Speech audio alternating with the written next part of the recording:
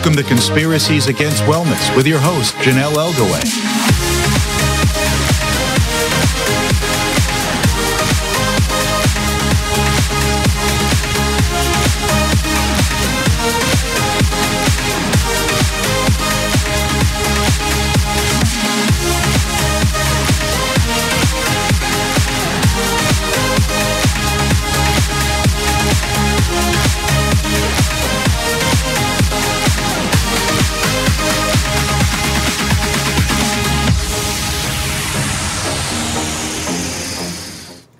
Good evening and welcome.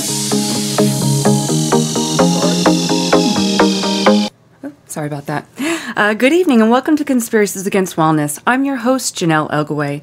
Tonight's guest is Art Levine. Art is a prize-winning contributing editor of the Washington Monthly and former Alicia Patterson Foundation Fellow and Nation Institute Investigative Fund grantee.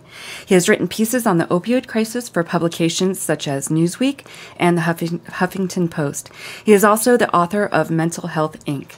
If you have a question for Art, please call in at 415-915-2291. You can also listen and chat live with our audience from YouTube channel Conspiracies Against Wellness livestream. And now I'd like to welcome Art to Call Nation. How are you this evening, Art?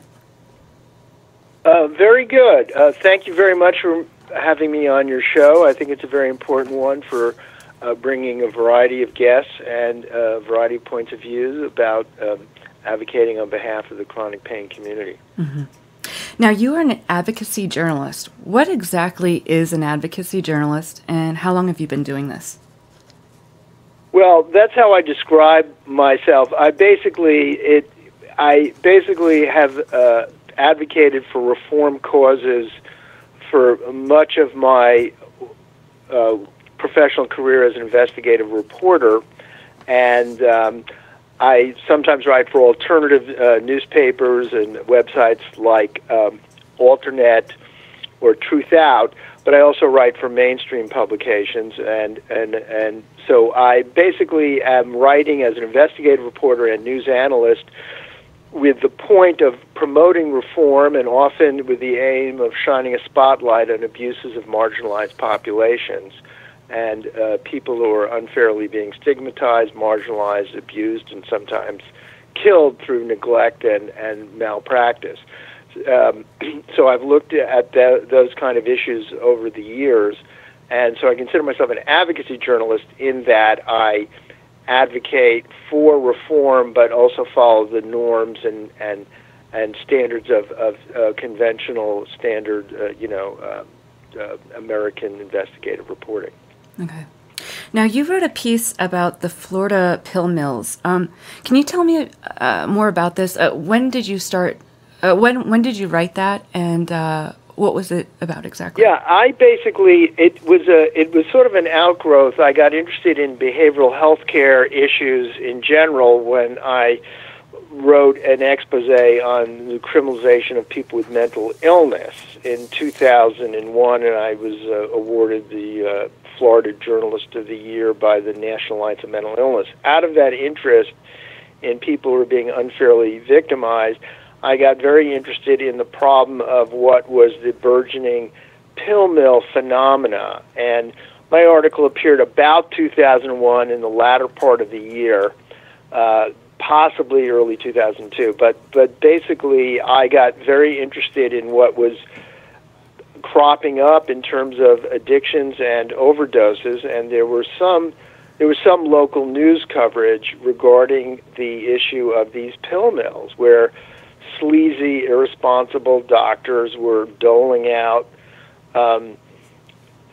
generally prescription medications, and by this time the people with addiction problems, who were many of their customers, were grinding up like Oxycontin and snorting it or shooting it, and weren't there primarily for pain. But in the course of that, I learned about the desperation of addiction, and so my story featured a woman whose son had a history of substance abuse and was trying to get clean, and then got in an accident, some kind of car accident, and was given Oxycontin at the time in 2001, where the propaganda was that this wasn't addictive, and basically went down on a rabbit hole of addiction and ended up dead. And my opening scene involved her. She was called pretty immediately. She flew down from Orlando, and there was still blood, dried blood on the floor where her son had overdosed. And she had to walk through it to look at the corpse of her son. I mean, so the concept is that what I learned, I went to addiction groups and recovery groups, and people were doing things like injuring themselves so they could go into emergency rooms and get more pills, and there were young men without teeth who were pulling out their own teeth so they could go to dentists and get more drugs. So that was a framework for helping me understand the desperation of addiction. I had earlier covered the crack epidemic in some urban areas in Miami, where I was based in the South Florida area between 1994 and 2004. So I also did some coverage of crack. Now, crack was an issue that was spreading in the 1980s, but it was still, amazingly enough, a big problem in inner city and poor areas of Miami, where I was based as a journalist. Okay. So these people that you were covering within these Florida pill mills, and like the boy that was lying on the ground with blood on his face, was he a patient? Did he have some type of chronic pain issue, or was he just a kid that overdosed on prescription medications? From what I could tell, I mean, I didn't know his full origin story, but I think he's a person who had a history of substance abuse and addiction. Okay. And then when these legal pill mills came along, these were like addiction manna for heaven for people with addiction histories. Now but that isn't the case for all of the people who ended up addicted. So I would say right now there's most of the people who are dying now of overdoses generally had histories of addiction before they became addicted to prescription opioids, and in most cases, obtained them illegally. So it's very hard to know the origins. The story that we're told now is, the general narrative that's driven the policies that are so harmful to chronic pain patients is completely innocent, blue-collar guy injures himself at work, and then the doctor, heedless to the and dupe of the propaganda of the drug industry, gives the person opioids, the person becomes addicted, and then their life goes downhill, and they either overdose from taking too many of the pills that they're given legally, or when there's a cutoff, they turn quickly to street drugs and overdose on street drugs. And that is the general narrative that we've all been told, and that is driving policy. But that isn't the full or complete story. Okay. So when did you notice a shift from, okay, you have these pill mills and people are dying, to you started seeing patients becoming affected by this, like intractable pain patients that really need these medications to live and have any type of quality of life? When did you see that shift over time that possibly... Well, I didn't really become aware of that until when I was working my book, which is Mental Health, Inc., short for Incorporated, How Corruption Lacks Oversight and Failed Reforms Endanger Our Most Vulnerable Citizens. I didn't become aware of that until I was completing my book, which was published in 2017. So I wasn't fully aware of what was happening to chronic pain patients until 2016. In other words, the downturn, according to the data best compiled and analyzed by Dr. Stefan Cortez, the University of Alabama at Birmingham, addiction specialist and professor of medicine. The downturn began in 2012. However, I wasn't aware of the issue of the harm affecting chronic pain patients until much later. So even by the time my book was published in August 2017, I had not written publicly about the harm to chronic pain patients. But by the time my book was published, I was much more aware of the dangers of facing chronic pain patients. And my education about that came as a result of my chronicling in the book the problem of massive over-medication and irresponsible prescribing of opioids that the VA was prone to. I know that. So that was my general framework. And then things changed when I looked into it further. So at the time my book was published, I referenced what would seem to be early signs of too harsh cutbacks, and people were being sort of thrown off of their opioids early on, but I didn't delve into it in any depth. I was alluding to it as a development. My primary discussion in my book was about the very little known on the East and West Coast scandals at the Toma, Wisconsin VA. And I'm sure it is so unknown a scandal outside of the Midwest and some references in USA Today, even though there were congressional hearings. And in that case, a doctor who was the chief of staff of the VA hospital was just recklessly prescribing opioids and ended up, because of the pressure he placed on doctors, psychologists, and pharmacists there, that hospital ended up killing over 30 patients over nearly a decade. Wow. And the VA ignored it. And then they covered it up in March of 2014. So I was following this very closely. I wasn't the first person to break the story. This was very important. Is that so my knowledge of the problems of opioids was first is, as you can tell, my early education about opioids came from the evil side effects of pharmaceutical marketing and drug addiction.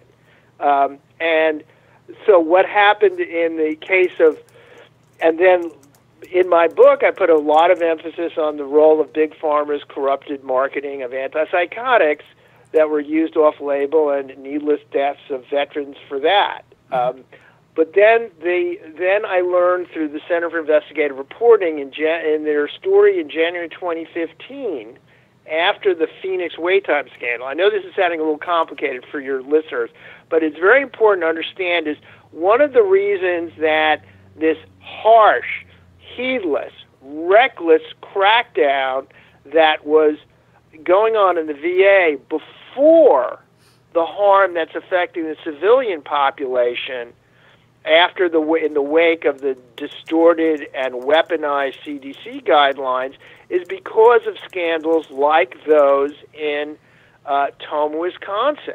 And what happened in Toma, there were congressional hearings that got no coverage, essentially, on major national news outlets, except possibly Fox, because then it was still Obama's VA, and the conservatives were very critical of it. So this guy, this doctor who was the chief of staff and was a psychiatrist, was prescribing opioids for pain and psychological pain. People who were addicts or just had anxiety were being given opioids at reckless high amounts and in massive polypharmacy. So the scandal that occurred there was it was so bad that people were being fired for protesting the excessive dosages. And I interviewed Noel Johnson, a pharmacist who was fired, And I tell the story of a psychologist who was objecting to this for his psychological patients, and he was pressured and forced out, and then he was pressured so severely he killed himself. And this is what was going on, and then the Inspector General of the VA looked into it and covered it up and buried it and took no action despite 30 deaths at the hospital. Okay, this was not that they were dying from illegal overdoses and happened to be, no, this was people following the doctor's orders.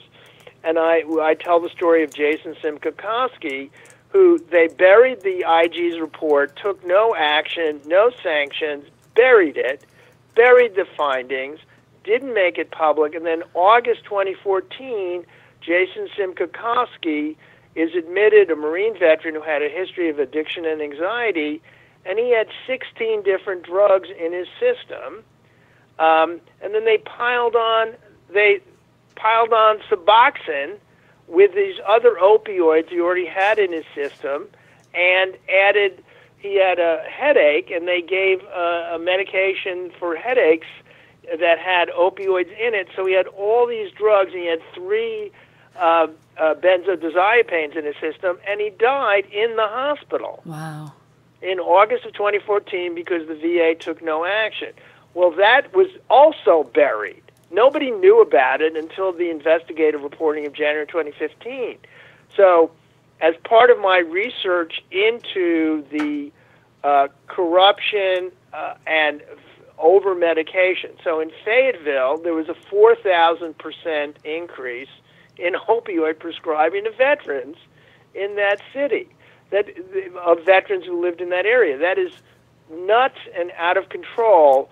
And those extreme actions, which were tolerated, sanctioned, and ignored by the VA for years, led to this ridiculous, bizarro world reversal of it, and the same kind of indifference to patient safety and well-being that led them to over-medicate is now governing their policies to draconingly force involuntary tapers regardless of the cause of suicide. Right. And that's what I paid attention to in my new Huffington Post article, which basically says, is, you know, the subhead is, as the feds crack down on opioid prescription, patients are taking their own lives, doctors are losing their jobs, and overdoses continue unabated. Right. And that is the situation we're in now. But there's a reason for, an ostensible reason for why the VA reversed itself. That the VA was ahead of the civilian authorities in cracking down, and now it's affecting everybody in the chronic pain community. Yes, absolutely. We have a caller from area code 980. What is your name and what's your question? Hi, this is Jessica, and I'd like to say I'm one of those patients who have been on right about 16 meds at once.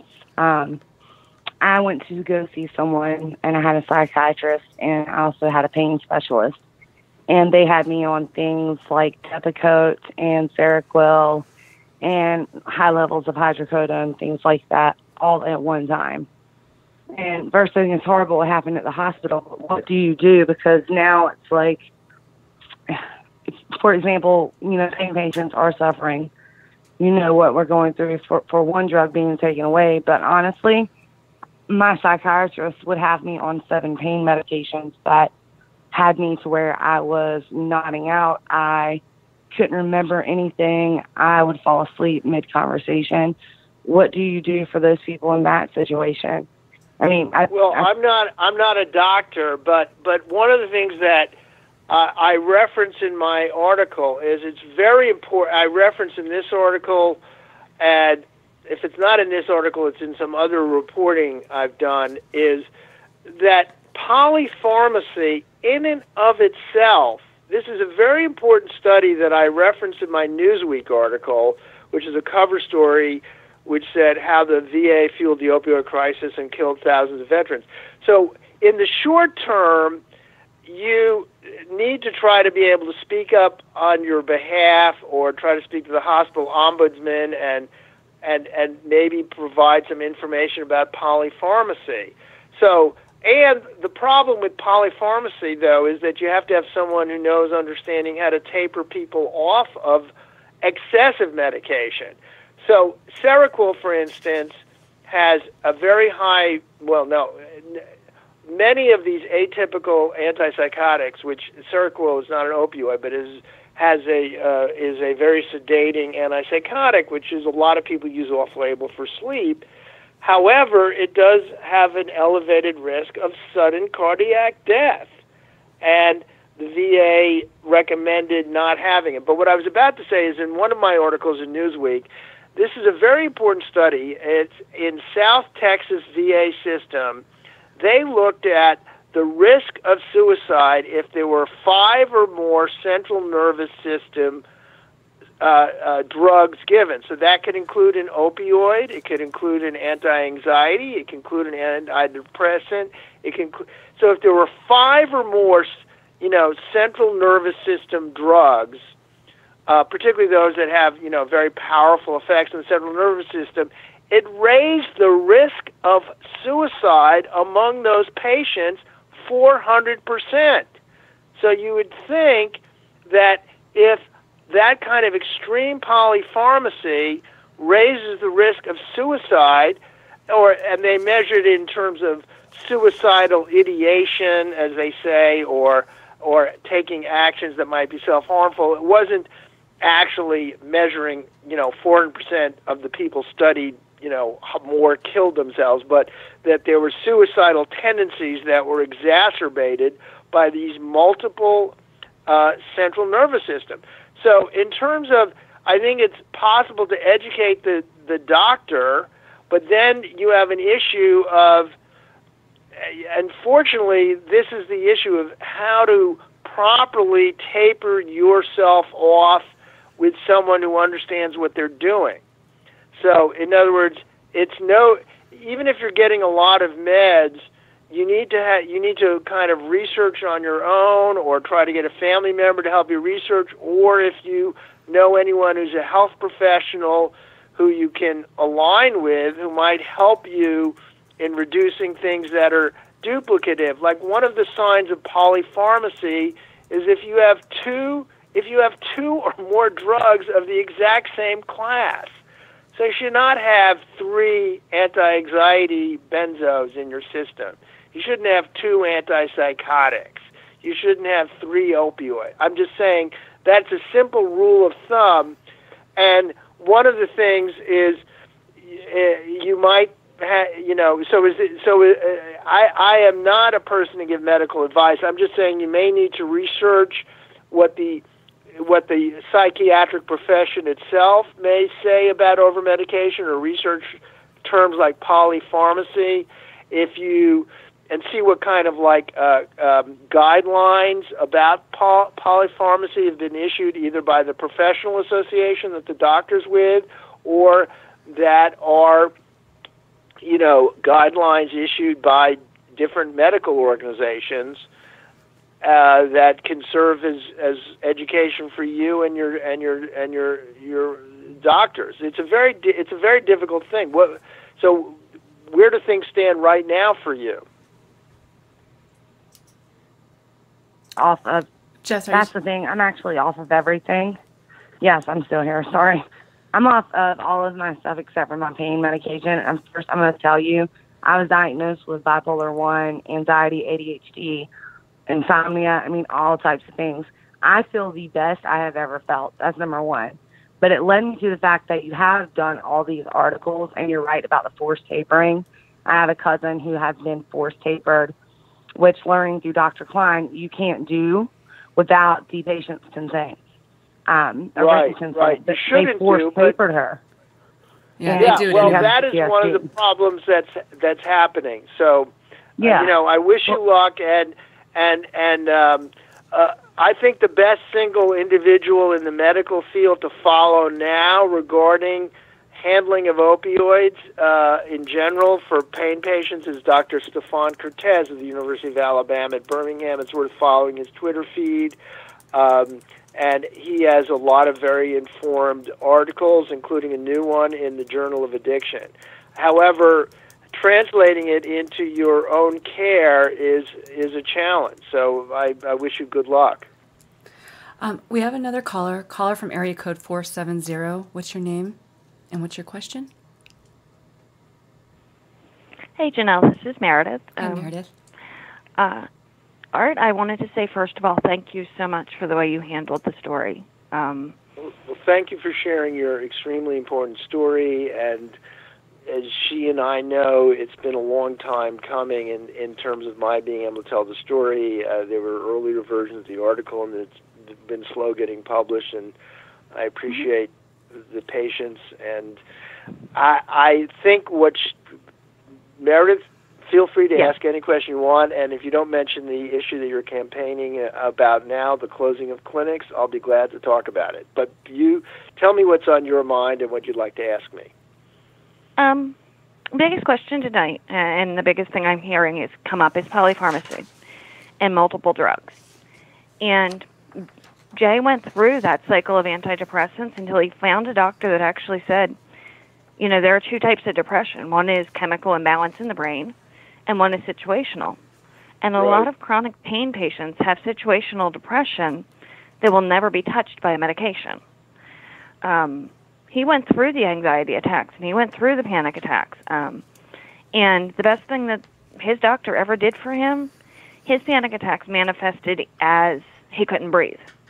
And the best thing that his doctor, his family doctor, did for him, she prescribed an inhaler that had no medication whatsoever in it. But when he would have a really bad panic attack, he would use the inhaler and he would feel better instantly. But this is the key. This is the power of the placebo effect. So Jerome Franks at Johns Hopkins has written about that years ago. Did he know it didn't have meds in it, and you knew, but he did not know? This is very critical. I think that he was aware, and I think he kind of went along with it. Because it made him feel better. It didn't matter what it had in it, it made him feel better. I know that he was smart enough about his meds to know what they all did, so I'm sure he knew it didn't have anything in it. Well, with the spray, you might not. Let me ask you this. In terms of his anxiety issues that he faced, before they have these draconian cutbacks in his opioid medication that drove him into suicide, how did he deal with these other psychological issues in his life in terms of either therapy, medicine, or lifestyle issue when he was getting appropriate dosages of opioids for his chronic pain?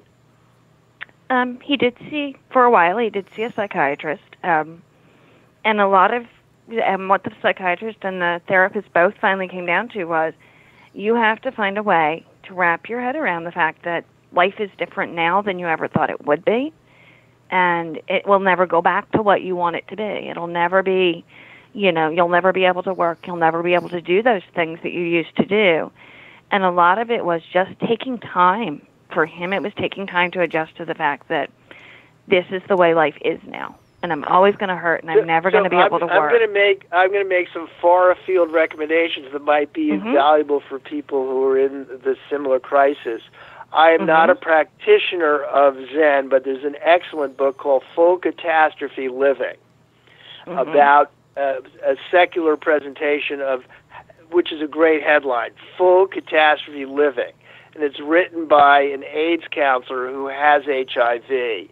And he became a Zen teacher and stuff. And it's about adapting some of the principles of accepting and dealing with the life lot you're dealing with in a way that you can still move ahead in your life. It's a very, very powerful book.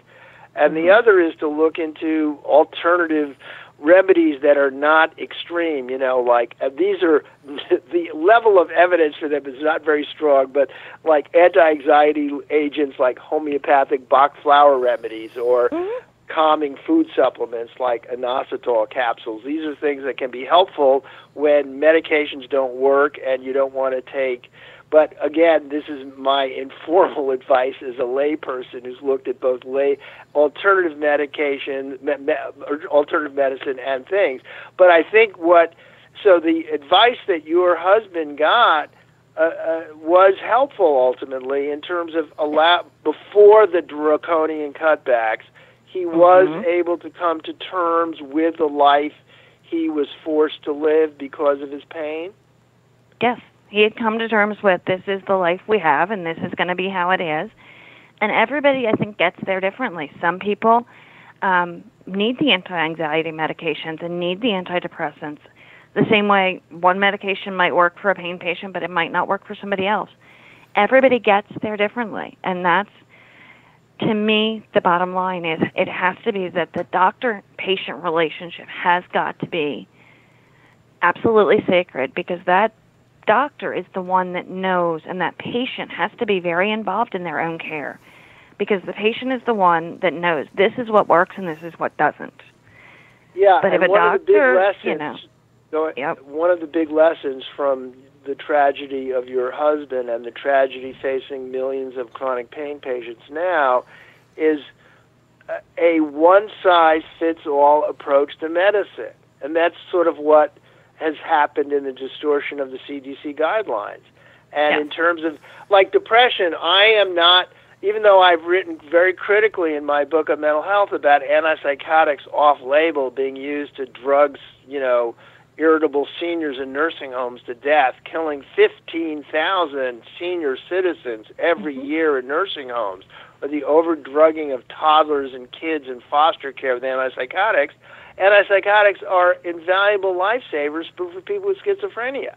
So the concept is there's no one-size-fits-all, and that is one of the great analytic arguments emerging from the excellent writings of Dr. Cortez and others about having nuanced, individualized approaches to medicine, pain, and addiction. And unfortunately, in today's kind of rushed, insurance-limited environment, that's very hard to find.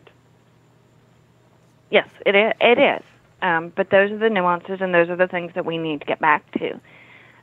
So my biggest problem. Can you tell Janelle's listeners and others about what's happening with the pain clinics that are closed in Tennessee? And apparently, it's as many as 50,000 patients may be affected, and it's closing in 10 states. What's happening about that now, and what are your concerns about it?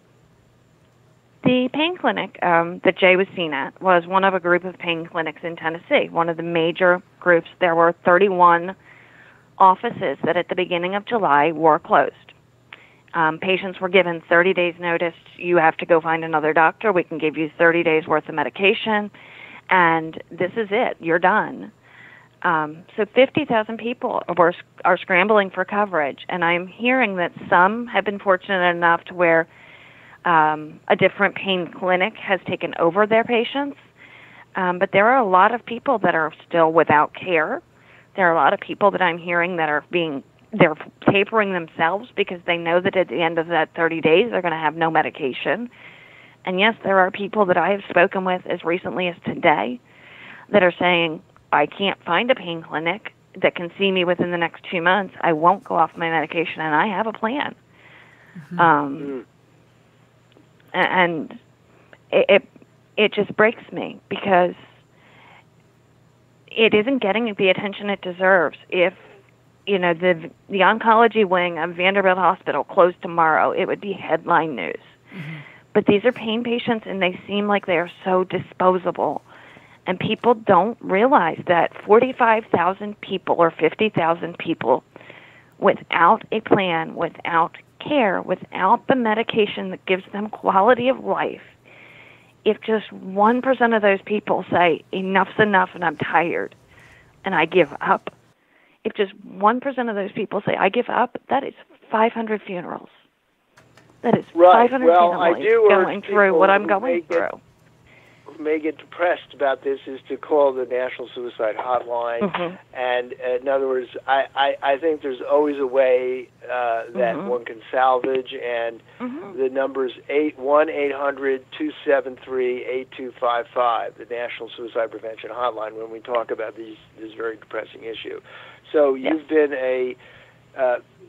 out of tragedy. I hope that your story, which also will be getting additional attention possibly as soon as next week in USA Today, and you've written columns for your National Tennessean, for the Tennessean in your state, is bringing more attention to this national tragedy. So thank you so much for the good work you're doing. Yeah, and the attention is what we need. I spoke with somebody in Tennessee legislation today who said the only way we're going to change the laws is to change the news feeds. When this becomes headline news every day, the way the addiction crisis is, then we'll see people's attention start to turn to changing the law. And at some point in this show, and if Janelle may allow us to go longer, we'll decide. It's up to her. I have some thoughts about how to draw mainstream media attention to these issues. But Janelle, so take it's your show. So yes, take us from where we go now. Well, I was going to ask you more about that. So I was going to definitely want to talk about that, and we could hit on it. And yeah, I'm okay to go over an hour if you are. So I am fine with that. Yes. What do you guys, Meredith, because I know you're in this and you understand all this that's going on, what do you guys think about the Oregon legislation that Herc is trying to put through right now? I feel like we've been waiting for them to kind of throw something out so ridiculous that we can say, okay, this is like the worst idea of the worst that you've come up with. And at least for me, I've been waiting for something like this, so we can just jump on that. What do you think about all of that? To me, it's horrifying. It's horrifying. Yeah, I would agree with Meredith. Now, can you tell your listeners what Herc is, and give it its full name, and explain what this? Please explain what it is. Yeah. I can't define the acronym, but I know it's a proposal that would, and there's going to be some hearings in early August regarding that, or they're moving towards a final decision on this in August, and it would, over a year's time, taper all Medicaid chronic pain patients off of their opioids, with apparently no exceptions. So I would agree with Meredith that it's horrifying. I think this is a very important point that kind of relates to the importance of effective messaging, dealing with the media, and organizing that the chronic pain community needs to focus on in ways that they haven't been able to do before. I think it's, and in some ways, when you're saying, well, this is so absurd, it's sort of like, oh, Trump is so horrible.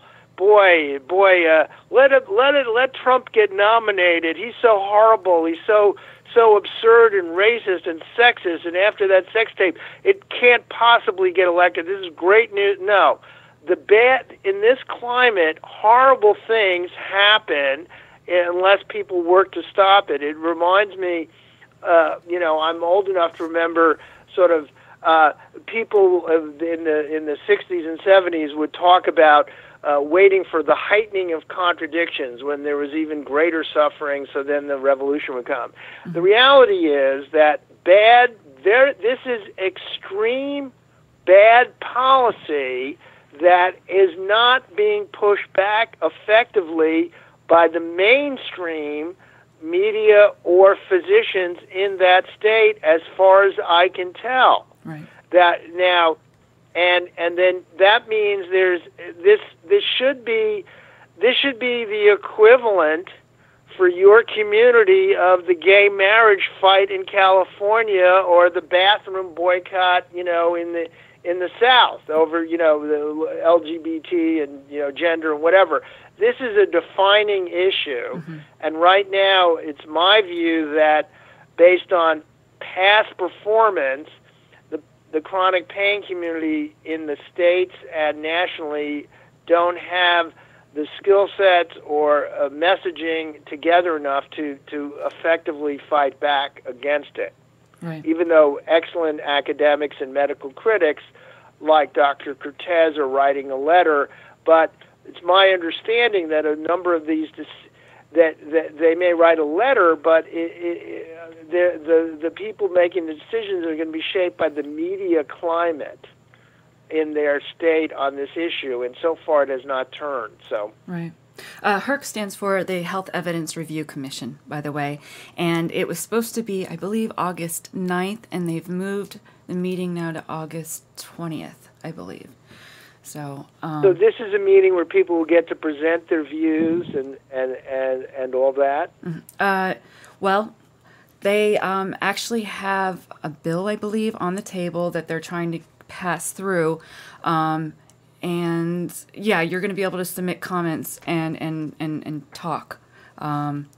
Is this a regulatory commission or a political commission? I'm asking the kind of questions listeners might want to know, and I myself don't know enough about it. I just know it's bad. Well, but it's is this a regulatory? Is this appointed by the legislature, or these are politicians? Who's on this panel? Well, it's an advisory panel. I don't have all that information right now. Panel, yeah. Then it's an advisory panel. And so they'll probably have a fair amount of health professionals who will still be buying into a lot of the myth-making around the current opioid crisis. So this seems like a good place to talk about my views as an independent journalist who's followed progressive movements and read about reform movements on different issues over the years. So I have some thoughts about effective messaging and reaching local and state media. If you'd like to hear some of those views. Yeah, let's talk about that. And by the way, they're appointed by the governor in Oregon for HERC, just so you know. Okay, so they're appointed by the governor, which means it'll probably be a mix of people. There will be some health professionals. So here, this is my view based on knowing what journalists tend to find interesting, and it's reinforced by I was covering a whistleblower conference today over the last 3 days in Washington, and the enterprise editor of USA Today, which runs their investigative features, was talking to a group of whistleblowers who have a lot of concerns about safety and health issues across a range of agencies, and they've been retaliated against in government, state government, education.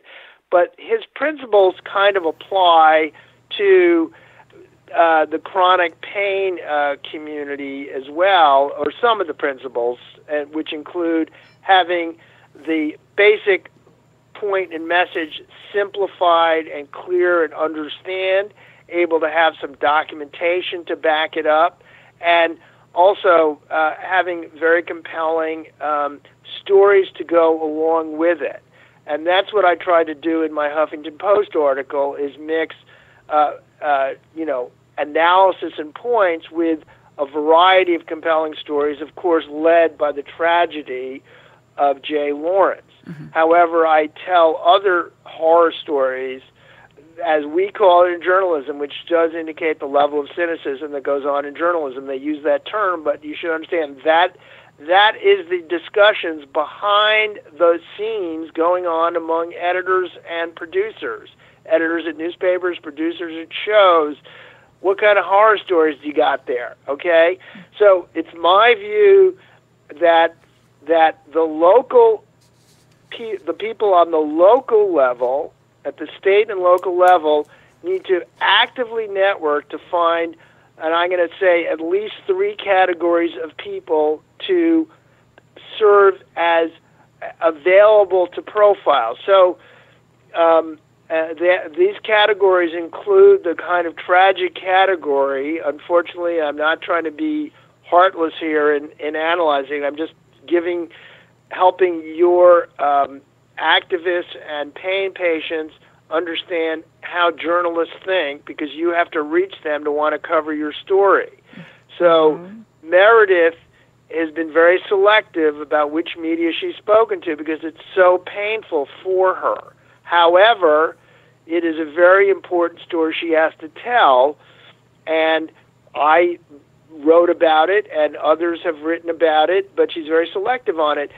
For the Oregon story, it's worth having an all-out social media search, making sure that the people on the ground may find the equivalent of someone like Meredith to tell the story of what happened to their spouse as a result of previous cutbacks and reductions that aren't... see, this is an extreme law in response to a misunderstanding and misinformation about what's causing the overdose crisis. But given the scope of the overdose crisis, which is happening, even though it's driven by illegal drugs, the media needs to be educated. Whatever point you want to make, you have to have what journalists call horror stories to illustrate it. So the at least three categories. One, a spouse of someone who died because they were cut back, and cutbacks are already happening, I'm sure, in pain clinics and in medical, primary care doctors. That's one. Second, and I had a profile of this in my Newsweek article when I had a profile of a Marine Corps athlete who had gotten a severe injury and was hobbled with pain, but was able to function into his late 40s as a gym coach while on opioids. Mm-hmm. And then they took away his opioids suddenly in 2017, and he was turned into a wreck of a man who was hobbled and couldn't move, where just a few years earlier, he, while on opioids with chronic pain, was doing hurdles and broad jumping to show his high school students how to do it, okay? Mm-hmm. And I picked his example because he was a well-functioning person whose life was devastated by a cutback in opioids. The cutback is already happening in Oregon like it's happening across the country. But so therefore, people like the Marine I profiled and like many of the professionals who are very active on social media, who are in the chronic pain community, those kind of people whose lives have been reduced significantly because of their inability to access medication that's been life-saving, that kind of person also needs to be brought forward. And the third is someone who is, kind of at their, this is veers on exploitation, and the person has to be willing to cooperate, is someone who really is in dire straits because of being denied their medication and can come across to the journalist as someone who's plausible and not a drug seeker. So those are the kind of examples. Without the human interest examples, just writing a letter to the editor is not going to work, or even sending the excellent reporting, even the good reporting that I've done, or Maya Sazalowitz has done, or the excellent papers and analyses of Dr. Cortez may not be sufficient to get them to cover it unless they have local examples that they can go to. So, and one thing you never do with dealing with a journalist, particularly in this day and age of cutbacks and limited time and people doing all sorts of work that they never had to do because of the cutbacks in staff, is, well, I've heard about someone. I'm sure there's plenty of people you can find.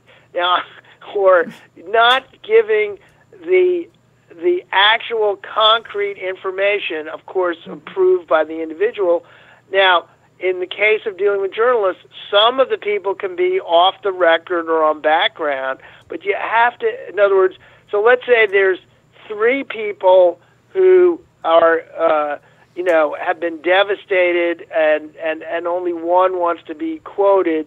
That's okay, but if it's all off the record and nobody can be quoted, then it's not going to pass the muster of the journalist. Right. I think that George Knapp's series in Las Vegas is very good in this regard. I think you can share good, solid journalism. Louisville Courier Journal has done a very good series about people in extreme difficulty and dire straits because of the raids on the clinics in Kentucky. Now, so you can share with the commission those kind of stories, but your main goal is to get something like Willamette Week, which is a weekly that's influential, and also look for an investigative or a feature writer on the now drastically reduced Oregonian. But Willamette Week seems like a reasonable place. But so those are some thoughts. Now, the individual who is kind of designated to be the outreach person to the media person, you have to know what does this reporter work on. So you don't approach someone who's writing light features and say, you want to look for someone who's already written about social service or health or abuse issues. Now, one of the tricky issues in outreach in this field is most of the people whose beat is the opioid crisis, most of the journalists, with a few exceptions, have essentially bought into most of the essential media mainstream narrative that, pills are at fault regardless of the data. And so if you go to the person whose regular beat and front page headlines is about young people overdosing, well, they're not going to be that interested in the story of a chronic pain patient who is, suffering because they had their opioids taken away, because he or she is going to view that as possibly an example of, just another drug seeker. Right. So it's a very tricky area which requires someone who's articulate to do the outreach. So, and now I'm going to do something that is 5 things you shouldn't do. Okay. Okay? So 5 things you shouldn't do is, there may not be 5, but a number of things you shouldn't do is write a blistering attack letter to a journalist or the editor saying, why aren't you covering all our suffering here? What's wrong with you? Why are you ignoring us? And it's just a screed. Well, that's almost the guarantee your issue will not be covered. It's like these are like 5 things that if you do them will almost guarantee you won't get coverage. Another, even though it's a popular rhetorical form, is to compare the suffering undergoing by chronic pain patients to the Nazis and the Holocaust, right, and to accuse the different professional boards or doctors who are the target of being Nazis or like Nazis or doing things similar to what the Nazis did when they got rid of the handicapped people. It may be there's an analogy, but there's a good rule of thumb in political messaging. You never invoke the word Nazi or you're discredited. Okay? So then the other thing is reaching out, so blaming them for not doing it without offering specifics, and then approaching the wrong people, with, why don't you cover this, without knowing what the person has already done before, and then burning your bridges, so you have to kind of, learn, and that's where I think one of the things that would be very valuable for the chronic pain community is learning from each other. In other words, where there's been stories, and like the Bend Bulletin in Oregon, like Dr. Cortez, the Bend Bulletin in Oregon did profiles that were very sympathetic to chronic pain patients, okay? And there have been the local news, local papers, and TV stations, most notably Las Vegas, have done sympathetic coverage, while most mainstream media outlets have not done so, although that has started to change in the last few months, including, Washington Post story, the NBC News coverage of the FDA hearings, my article, the excellent article on the ESIs in the New York Times this week about the danger of epidural steroid injection. So there's more mainstream coverage, but the local and state news outlets have been more attentive to these issues than national. And so one of the things is to look at where there's state and local coverage that has already occurred and speak to the people who profiled. How did they learn? Learn from the places that have already done this, where they've shown a light on it. That is it's a little far-fetched, but if it's feasible, if someone is profiled in a local paper, how did that local journalist find that person? It's worth figuring that out.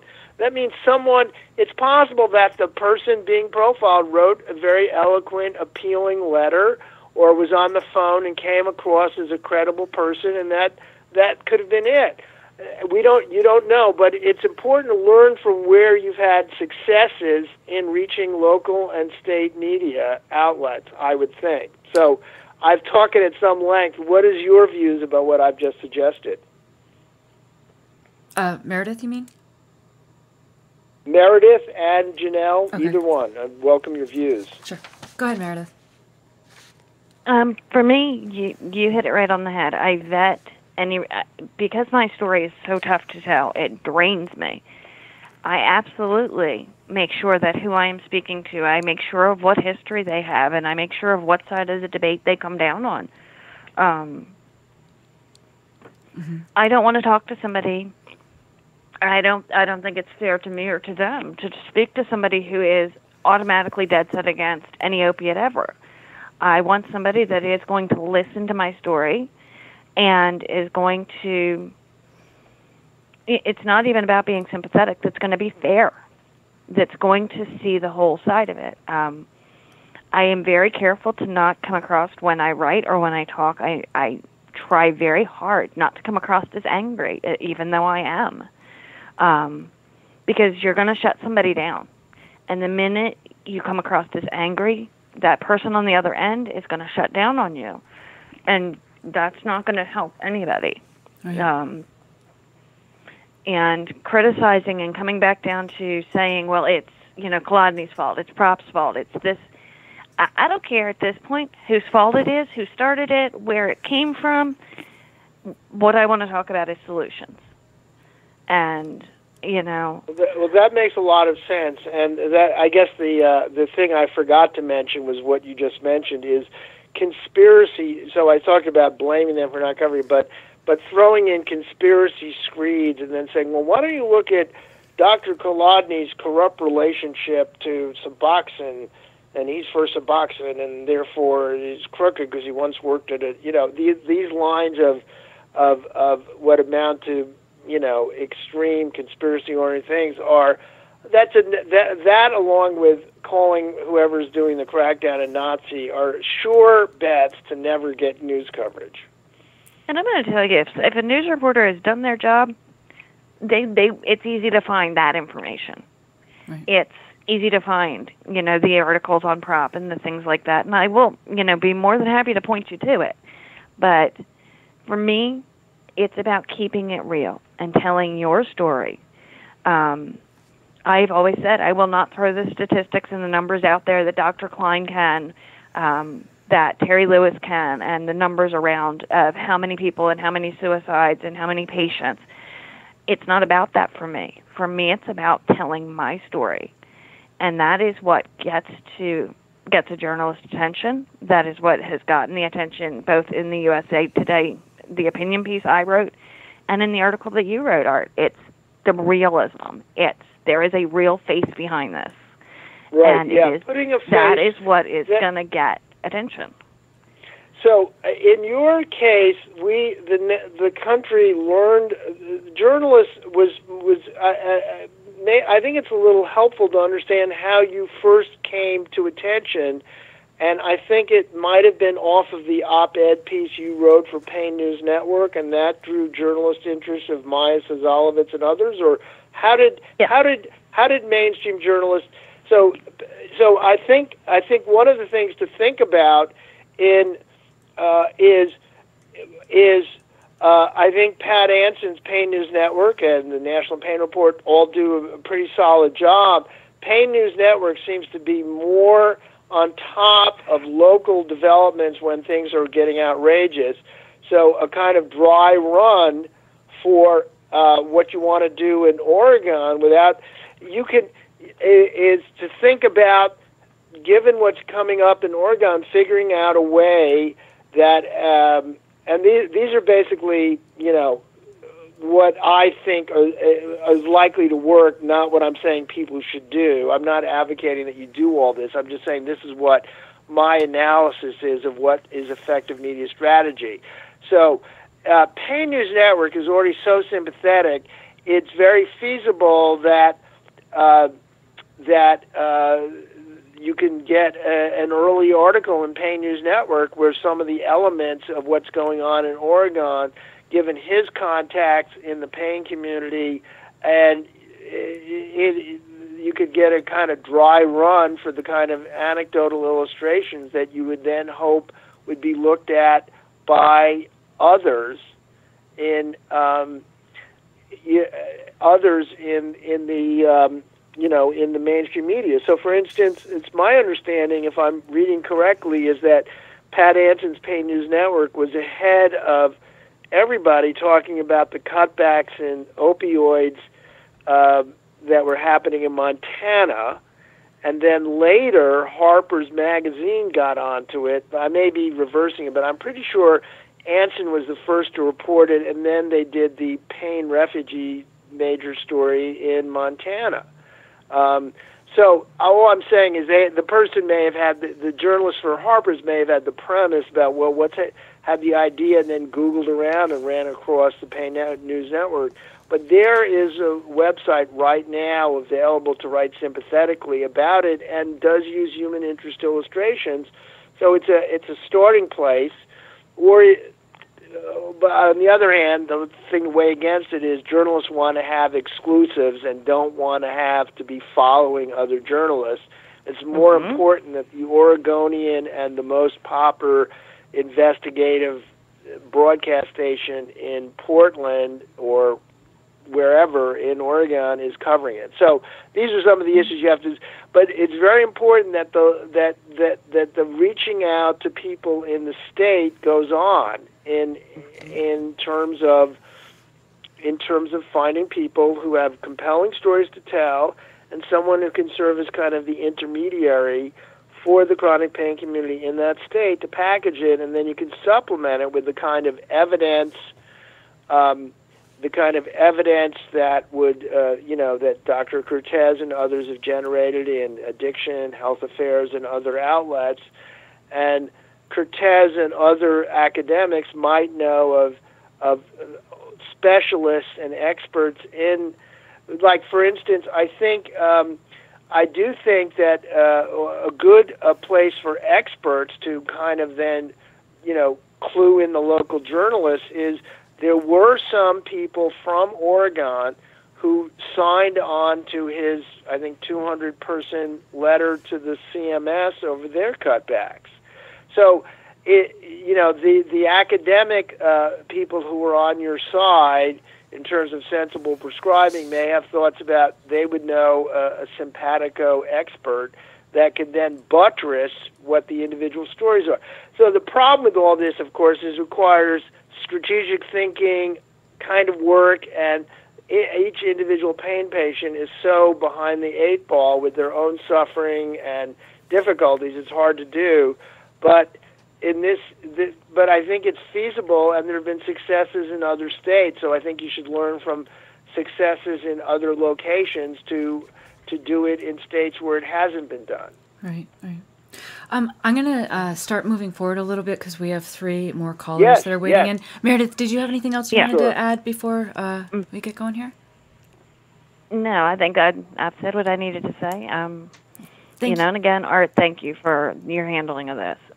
You've always been understanding of the fact that this was not going to be easy for me. So I greatly appreciate that, and I appreciate the respect that you showed it.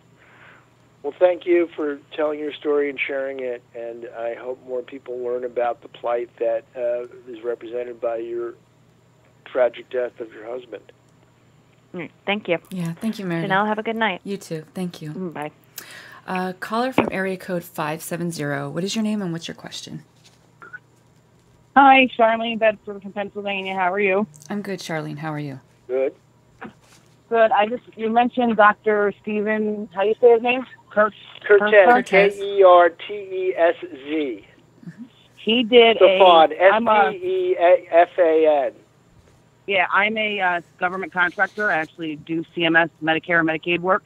And there was a CMS conference called the Grand Rapids Conference a few weeks ago, and he was one of the presenters. It was him and two other doctors, and they talked all about, the truth, all about what's causing the problems today. It's the illicit fentanyl, and people are driving to suicide. And he said, we should not be weaning patients off. And he gave an example of a 70-year-old man who was being weaned off of his medicine and then went into kidney failure. And instead of just giving him his meds back, they just kept taking them away, and then he died.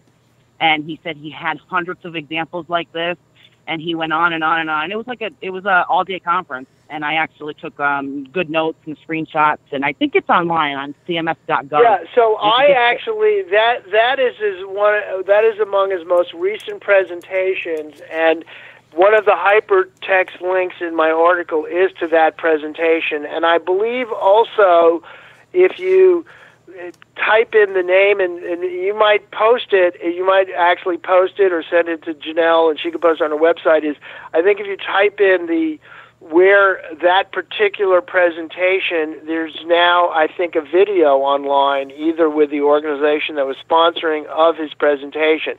So there's a web link that is in my article to that presentation, and then there's also a video at this point, and I think it's worth sharing that video with the audience for Janelle's podcast, and including whatever social media you're active on. Okay, Charlene. So thank you for alerting us to it.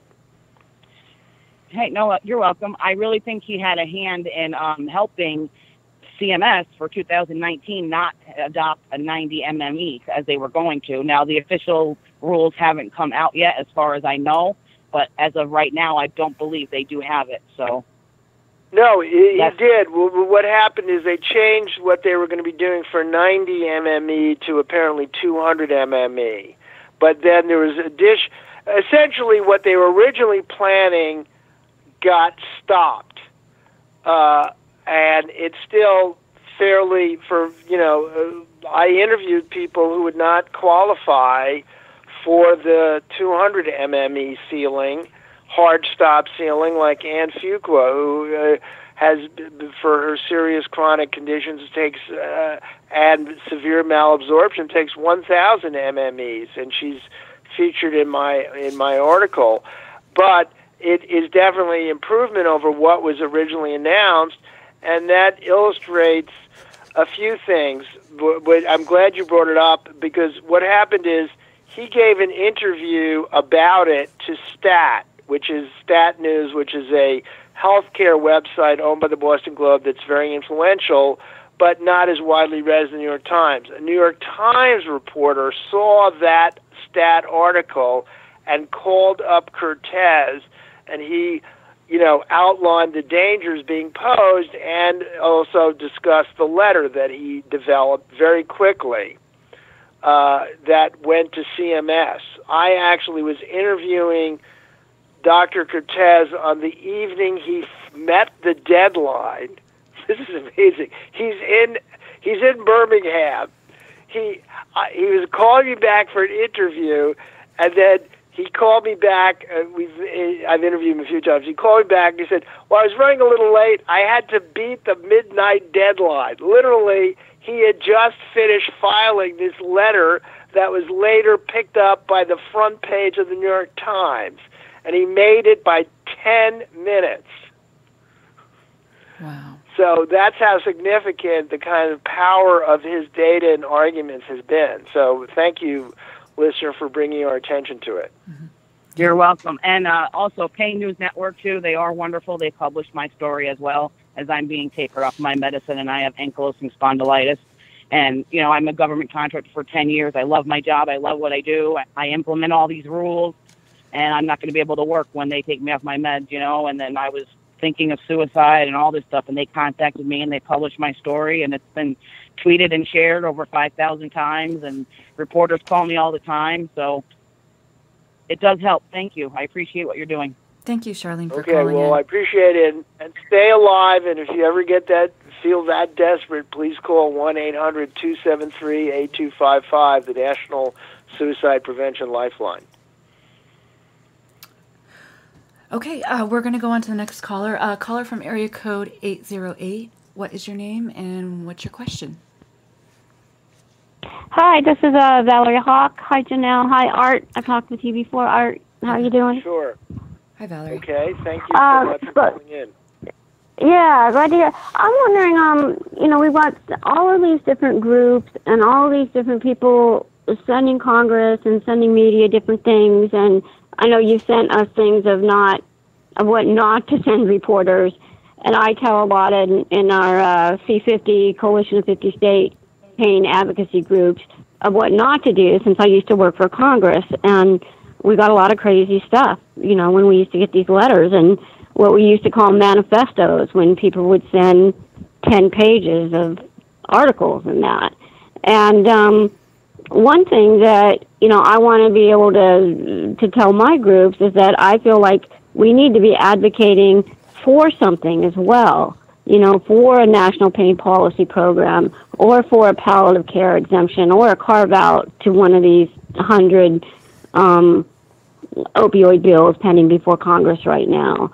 Do you feel that we should be, I feel we need to be on the same page with this. And what would you suggest then? Yeah. Well, I agree with you.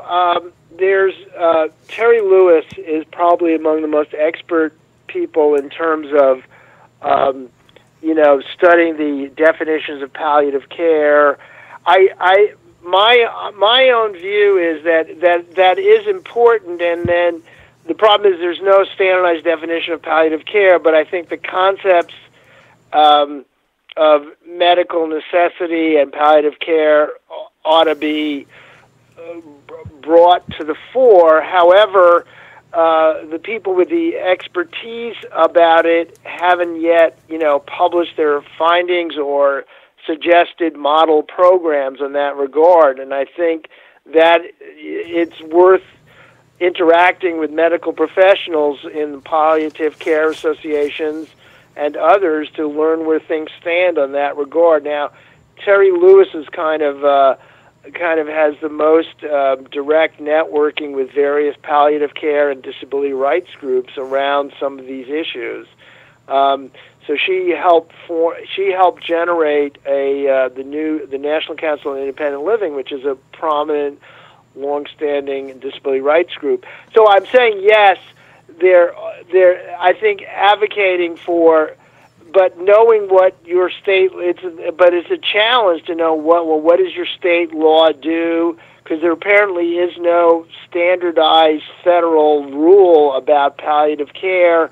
However, it's alluded to in the CDC. I have no great expertise. I think it's worth having something positive that one would advocate for with the local media, along with having the specific, dramatic, compelling stories to tell. However,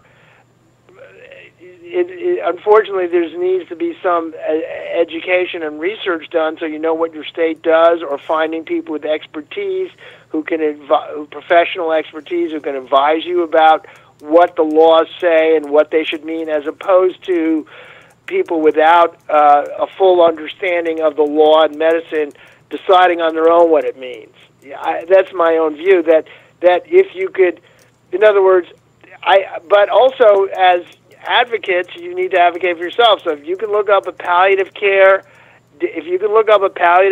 rule or reference in one state, then just go to some palliative care association and see if they've issued some statement about sensible opioid prescribing, and then somehow connect that and include that in the material. That is kind of dry The thing, though, is I think you're right. It's important to have the valuable, positive solutions to deal with this, but you need to maybe have work with, lawyers, professionals in this field who are sympathetic to your point of view, or researchers like Terry Lewis, in crafting kind of like a model, what a model approach should look like, and or that would also allow you to plug in whatever your state law is. Anyway, but I think you're correct. But for most journalists to have a high impact, the positive thing that you're asking for is a good idea, and most of the people who would be doing these stories really don't need a lot of details, and they're going to be bored by it, and the reader will be bored by it. So if you can just allude to palliative care in some state law or regulation, that should be sufficient.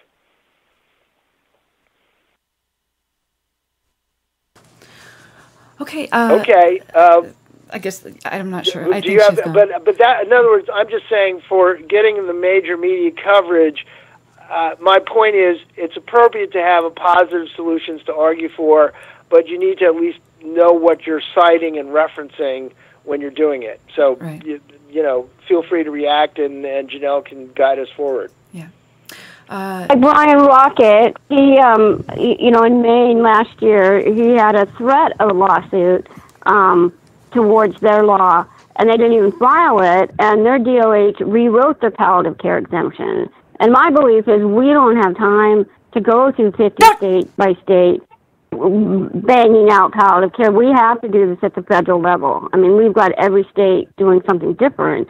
And the problem is, we don't have enough patient advocates doing enough to do what we need to do. I mean, we just, we have, 3,000 or 4,000 in our state groups, and we're trying to do things at the state level and at the federal level, but there's just not enough of us working on the same thing and trying to reach out. And now people are finally getting active after the Medicare thing, but everybody's, it's kind of all over the place. People are, and that's why I'm so glad you're on here, because people don't know what the best research is to send. And I'm always like pestering what I call the pain trust, Klein and Cortez and Chapman and you, and what are the best articles? We should be all on the same page sending to the media. We want to get. Well, I agree with you on this score. However, the real action where you have a chance of making a difference is going to be at the state level, because that's where the rubber actually hits the road right now. And changing the amount of effort needed to change federal regulations or to get a pro-business, hardline Republican, pro-Trump Congress to pass anything you would like is nil. And it's going to be hard to get liberal Democrats, if they take over the House, to pass what you want. And given the state of public awareness and media coverage.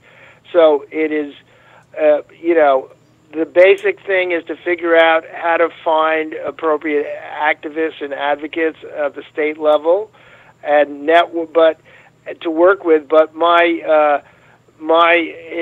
from looking at progressive issues over the years and covering different reform efforts, it's my view that as currently constituted, the chronic pain community does not have the kind of media and political savvy infrastructure on its own to do it, and it needs to form alliances with existing disability rights groups in states to sell them on taking up your cause.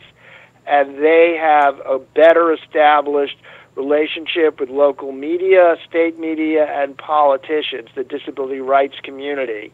And that might be one way to look at it, rather than trying to build from scratch extremely desperate and people in extreme agony who are struggling on a day-to-day basis to be an effective, local grassroots army, when there's an existing professionalized infrastructure in the disability rights community that is worth the effort of selling your concerns to them and to work with them and create alliances. That would be my informal suggestion. Okay. Thank you, Valerie, for calling in. We're going to take another call. Caller from area code 406. What's your name and what's your question? Hello. Hello. Hi. Mark Ibsen here. Hi, Dr. Ibsen. Hello, Dr. Ibsen. Hello, Art. Hey, thank you for taking these calls today. And I really want to thank you for the incredible article you wrote in the Huffington Post. You failed to describe me as the scoundrel I am. So I appreciate your generosity with that. And you managed to squeeze in about 60 pages of a book in a few pages. So it was dense and intense and right on. So thank you for. And also, I need to tell people, if people want to learn more about Dr. Ibsen's case, which he has at least for now won in a district court ruling that overturned a licensing board effort to strip him of his medical license, is that I packed in hypertext links to a timeline of the different efforts by the state to go after him, the news coverage on him, and actually found room to upload the entire brief to the district court, all embedded in hypertext, at least as I sent it in. So if people want to learn more.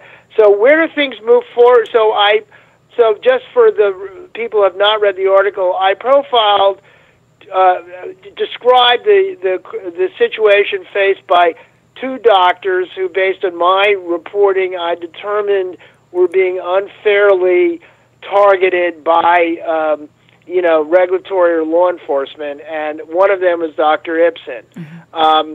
And he was very credible claimant for his views. So where do things stand now? And I think it's important for you to tell people that even with the court victory, how are you going to move forward now? What's happening with you now? Mm-hmm.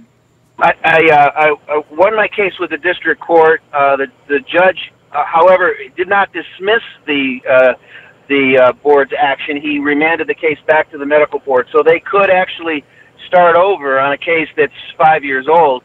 And the whole situation has left that situation behind. But what's interesting is, Art, is I have received calls from across the country and across the state of Montana, which is, of course, a wasteland for pain management. And people are calling me and saying, will I take them as a patient? And I say, yes, absolutely take you. Just as soon as you get me a letter from the governor or one of the senators of our state or the Board of Medicine that endorses ongoing treatment of chronic pain patients, and, of course, no one's been successful in obtaining that letter. I don't want to turn people away, but it would be, it's such a hostile regulatory environment, it would be insanity for me to dive back in to the torture chamber. So I've decided not to resume treating opiates. I do treat some people with cannabis, and I'm just now doing a ketamine IV infusion clinic. We're looking at seeing if that will help some people. But for now, until the insanity clears, it's time for me to stay away from opiates and thereby stay away from prison. Is the ketamine, is that under a trial, or are you giving these infusions off-label, or how does that work? It's off-label, but ketamine is an anesthetic. It's FDA approved for anesthesia uses, and it turns out that people with PTSD, with chronic pain, with severe anxiety and depression can sometimes sort of have a brain reboot from it. I'm just learning about it myself, Janelle, so I do not put myself out as an expert. I'm hoping to learn more and more about it. It just needs to be given under safe conditions and monitoring. So I had my first clinic yesterday, and 10 people signed up, and one person showed up. So I've given a total of one IV infusion. Now, where do things stand in terms of ketamine? And I believe either the FDA or Jeff Sessions has a war on that, or is that a war on kratom? I get confused about it's kratom. The different the war is legal things. The war is on kratom. Yeah. Oh, the war is on kratom. Yeah. Okay. So at this point, it's still legal, if off-label, to give ketamine. But ketamine infusions are very costly, and are there any risks, or what's the practical realities from what you've been able to determine as someone who's going to be perhaps working in this field? What are the cost barriers, and are there safety risks?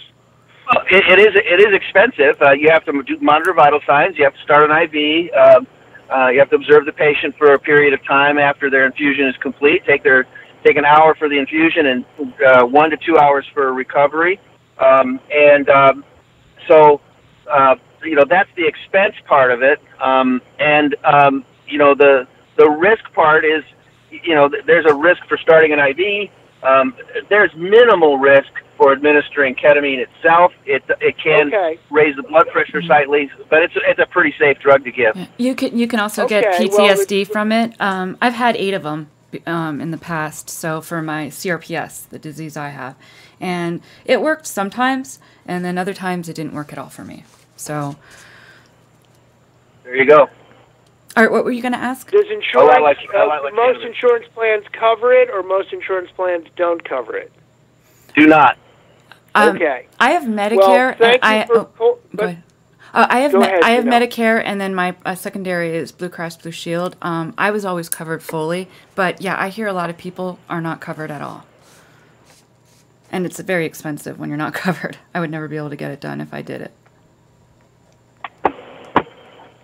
Well, thank you for calling in, Dr. Ibsen. I'm glad to hear your story. Yep. I'm glad to be part of the team with you. Thank you. Thank you, Dr. Ibsen.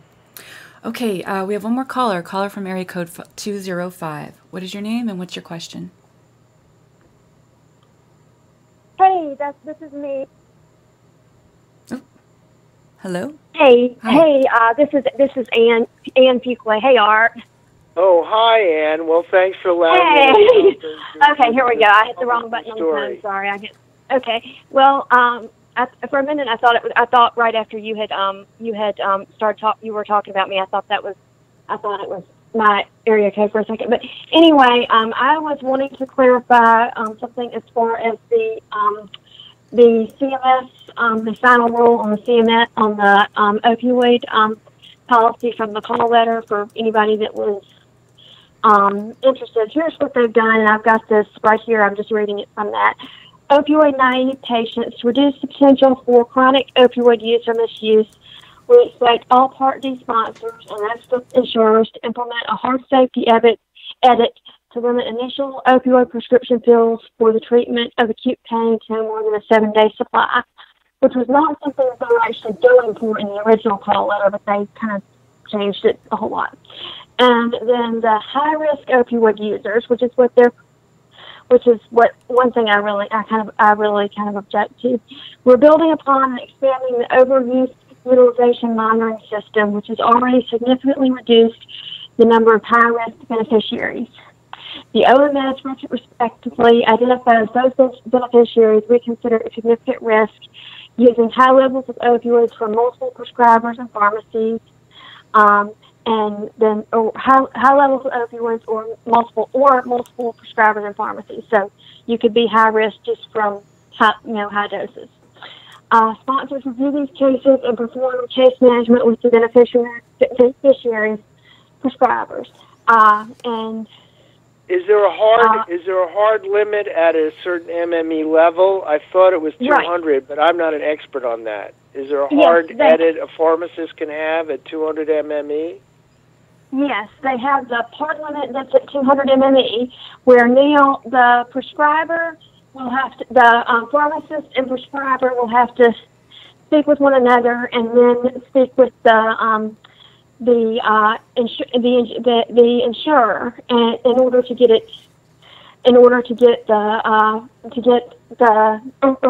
the dose covered above 200 MME. At 90 MME, it's a matter of the pharmacist has to call the prescriber and speak with the prescriber, which is definitely a vast improvement over what it was originally. But the problem with this, though, is still if you've got it 90 MME.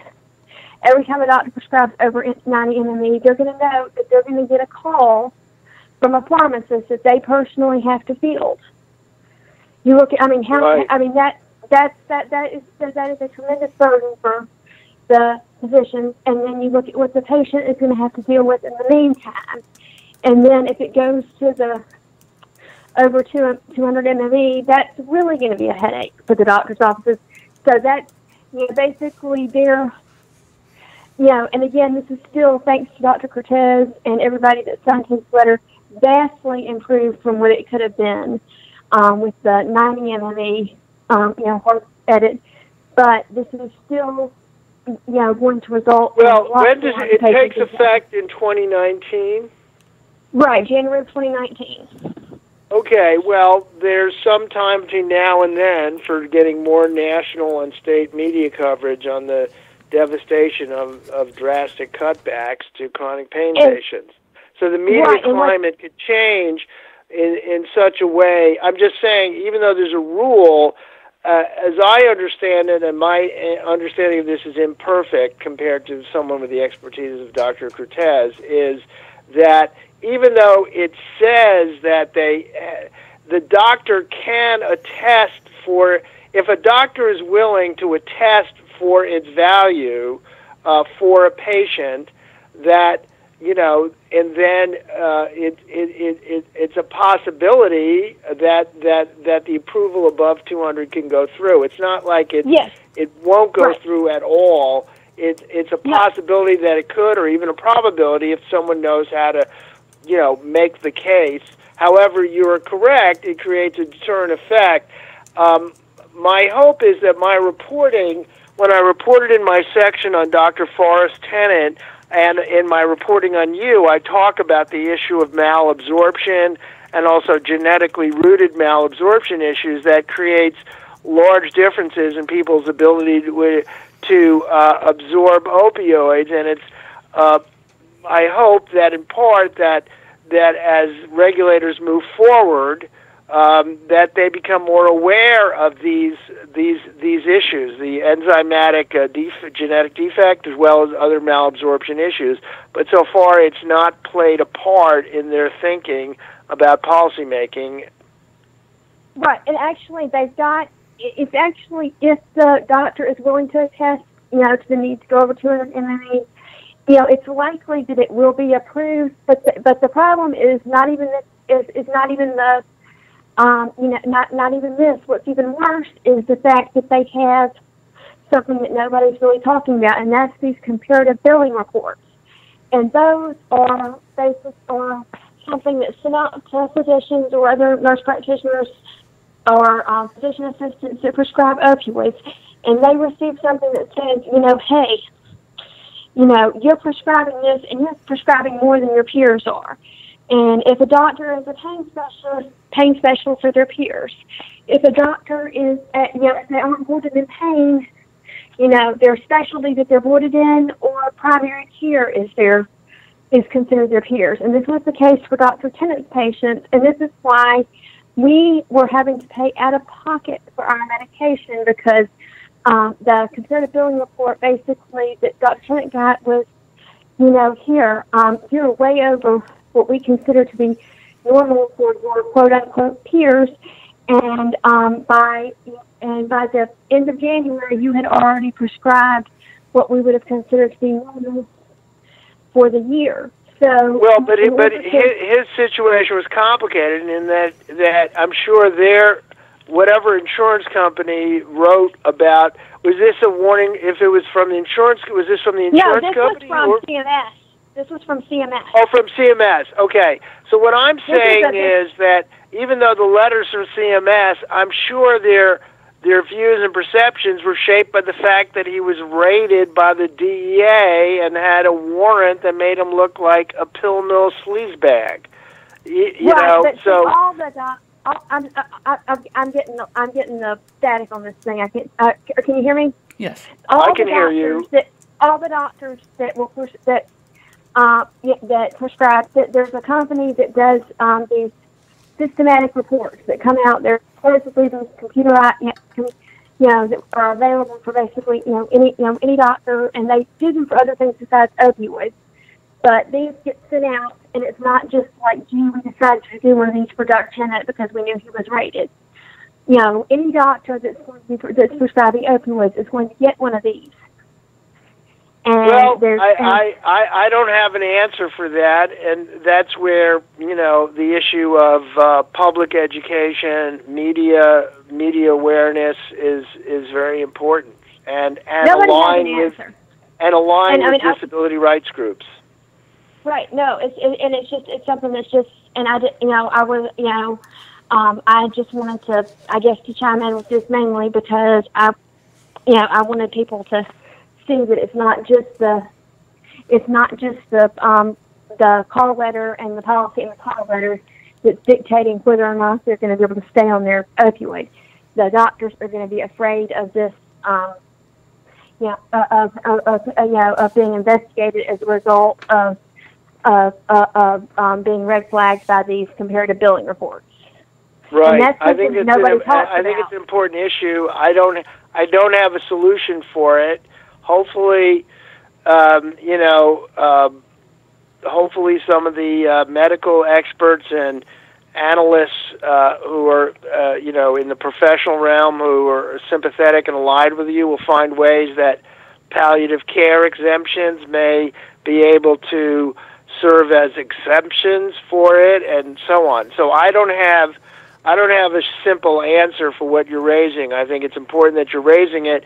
It is similar to the point, which is another downbeat element of my article about the NorxCare software, which is spreading, but it isn't widely used yet, in which they would, and I learned about this from Dr. Klein, Kline, who's very active, Thomas Klein, on a lot of issues related to chronic pain, where I don't want to upset your audience too much, but there's an emerging software which would be integrated into state prescription drug monitoring programs that would which is designed, it's called NorxCare, would be designed to flag, it's designed to flag addiction behaviors.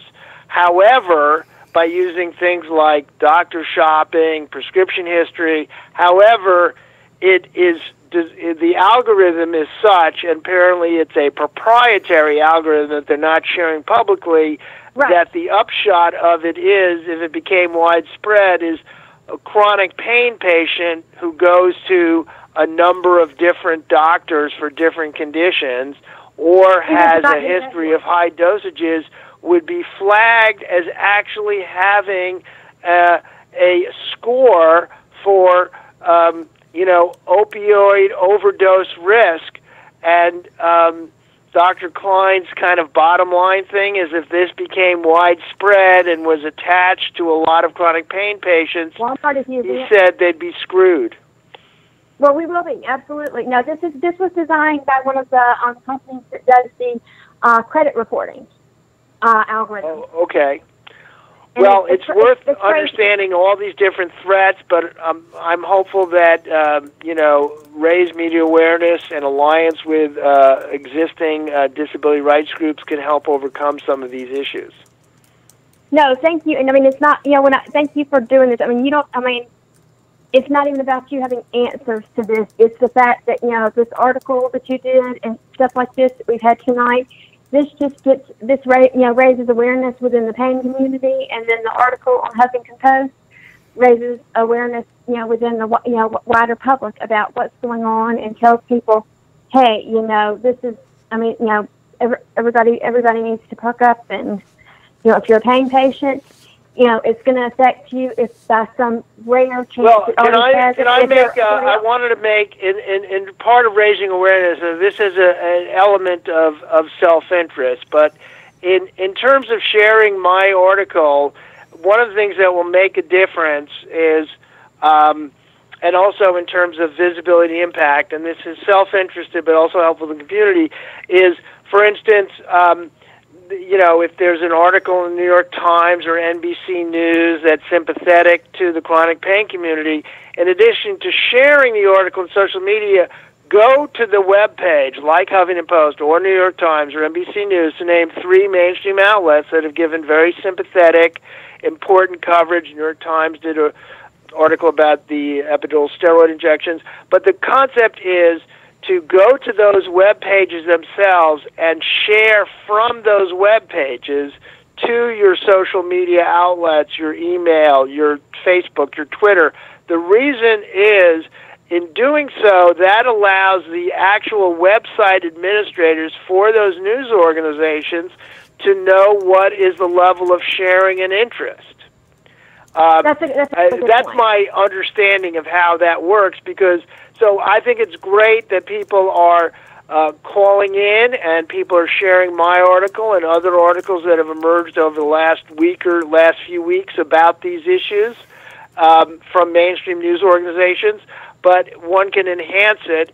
And I will add another plug. One could enhance understanding of how we got into this pickle of the horrible addiction crisis that is fueled the opioid crisis by looking at and considering my book, Mental Health Incorporated, which looks at the failures of mental health and addiction treatment, which helped the failures of those systems help create this epidemic of genuine addiction, because addiction is a relapsing illness, and there's so much fraud, chicanery, and ineffectiveness in the addiction treatment field that it is essentially a racket. Much of addiction treatment is a racket in terms of particularly residential care, and moreover, in addition to the failure to use effective, proven medication-assisted treatment programs, medication to help people with serious addictions avoid relapsing. So these failures in addiction treatment help fuel the nation's opioid epidemic, which I believe is an epidemic in terms of people dying from illegal street drugs, and that ongoing failure to effectively treat people with serious addiction and combine mental health and addiction problems, about 50% of them, those failures contribute to the addiction and opioid deaths that are now having your community as collateral damage. And that's what my book, Mental Health Incorporated, does address. Hey, Art, where can if somebody wants to read that, how do they find it?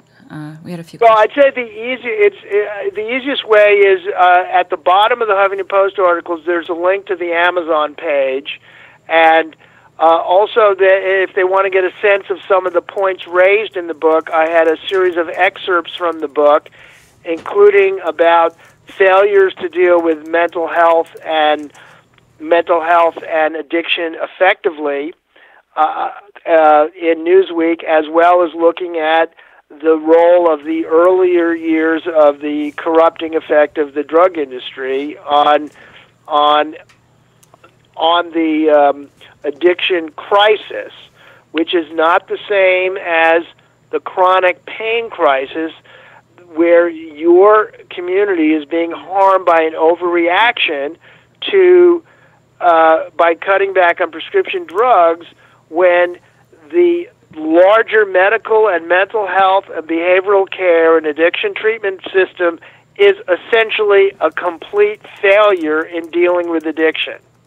And that is what, so if you combine a greedy pharmaceutical industry that fueled massive overprescribing and oversupply of pills, so you have a town of 400 people in Mingo, West Virginia, getting 9 million pills in 2 years.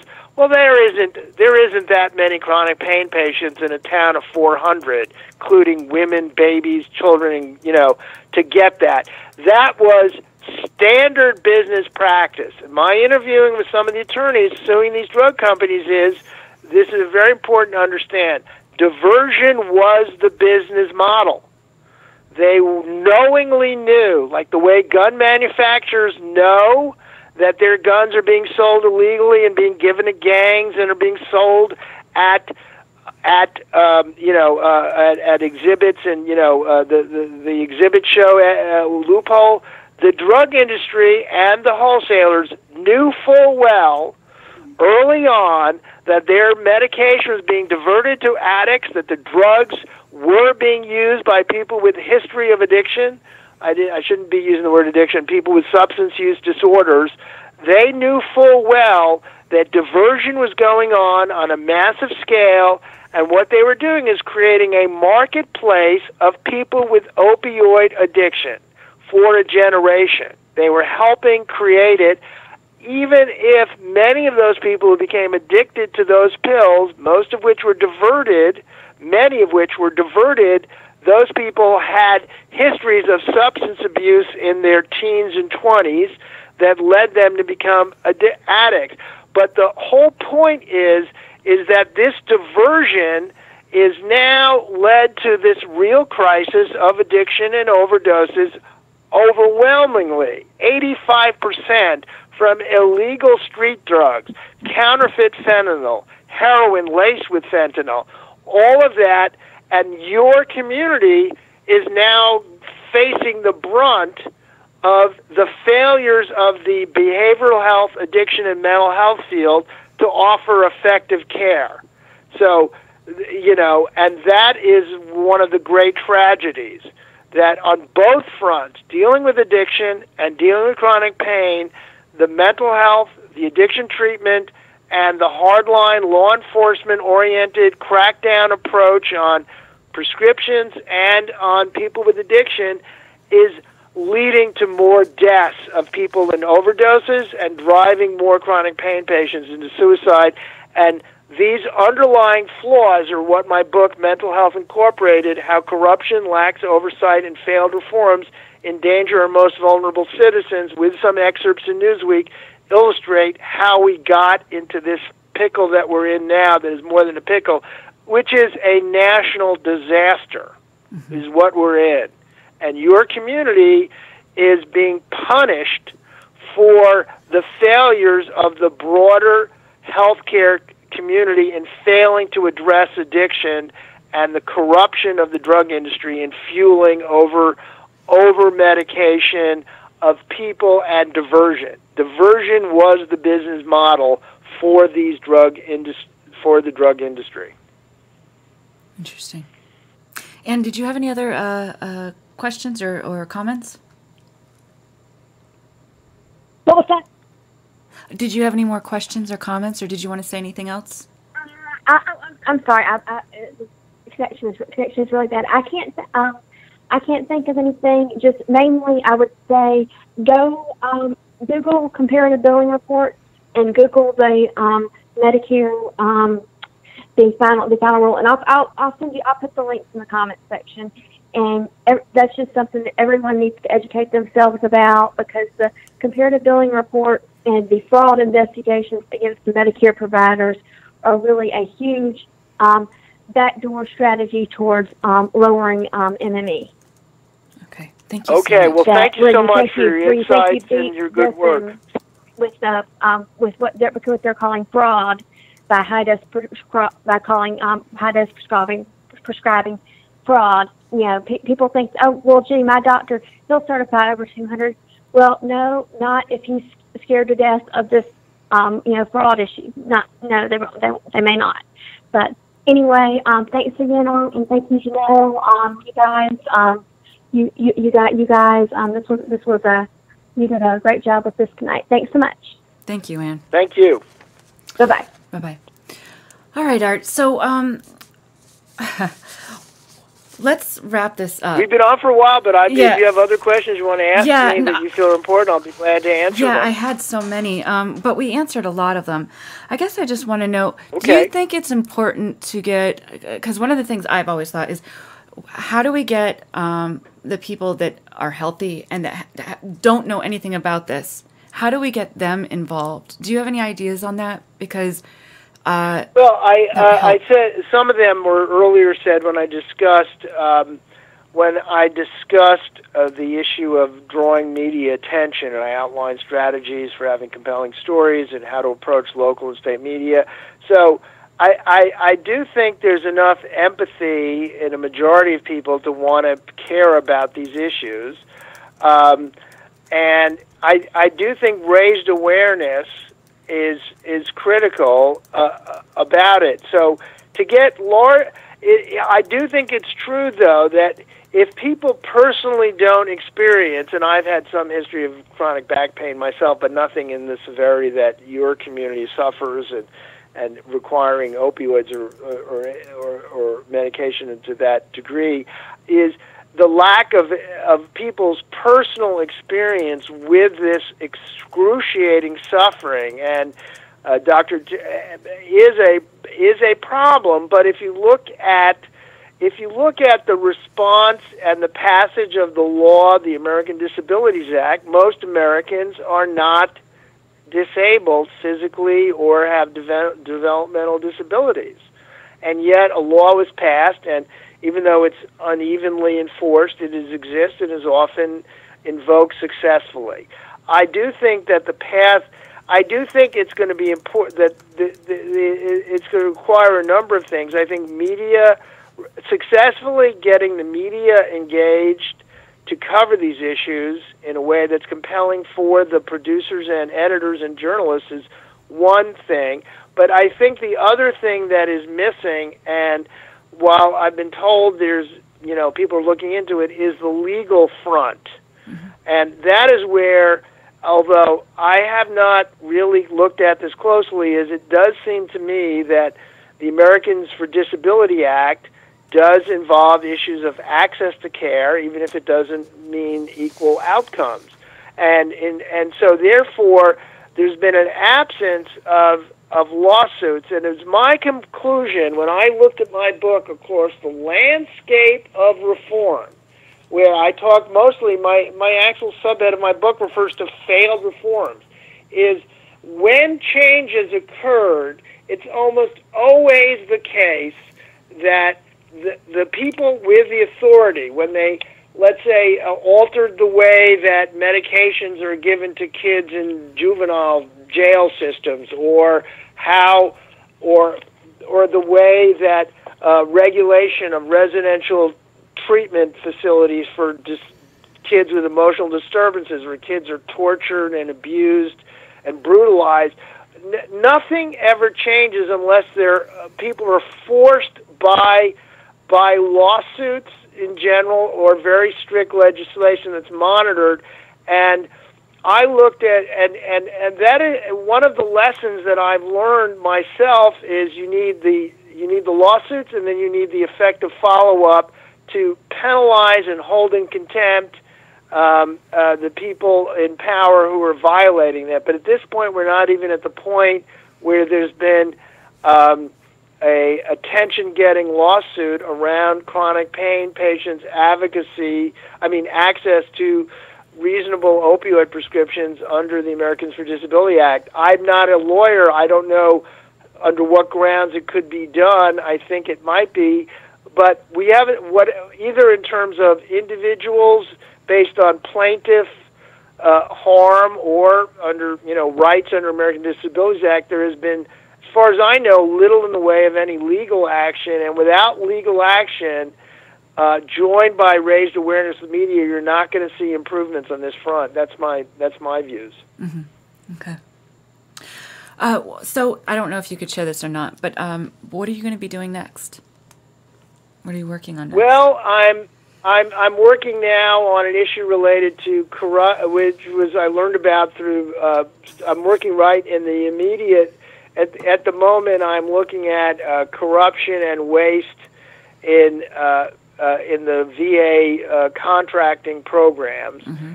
Based on some initial leads and talking to whistleblowers.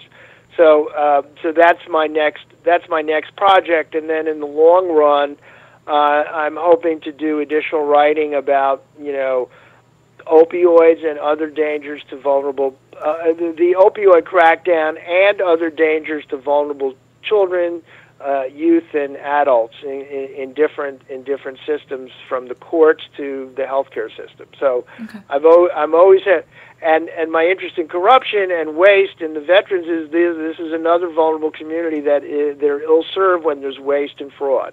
So that's what I'm looking into next. If somebody wants to contact you, how can they do that? I'd say the best way is to, I'm not giving out my public email, the best way is to probably follow me on Twitter, and if they have something compelling they want to reach me with, I check my notifications, and then what's your Twitter handle? Then we can exchange. We can change direct messaging contact information. Seems to me a reasonable way to reach me. What's your that seems the best handle? way. Okay. What's your? Yeah, I'm sorry. It's at ArtL7. ART, the letter L, numeral 7. Okay. Great. Wonderful. All right. Well, we're going to wrap up here. Any last words for the audience?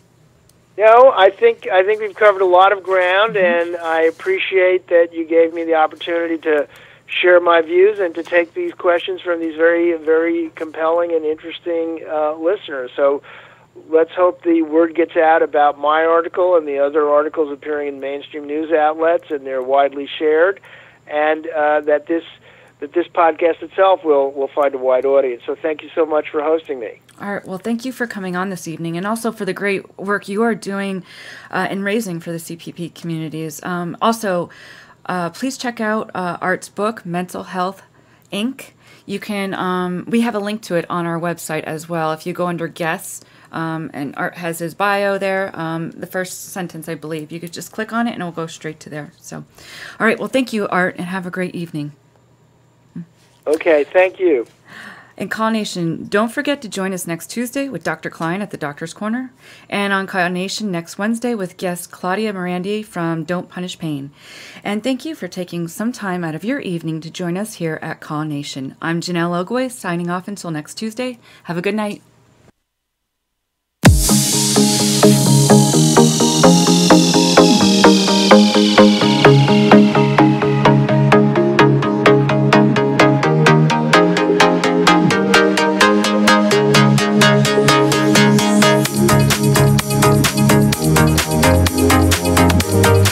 Been listening to The Doctor's Corner with Dr. Klein and Janelle Elgoway.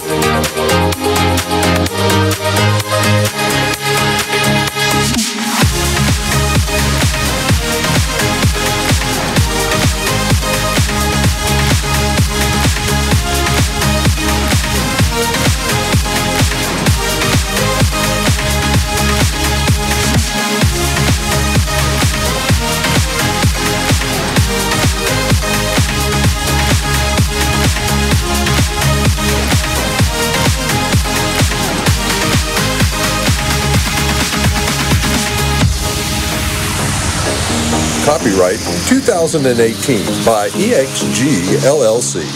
All rights reserved.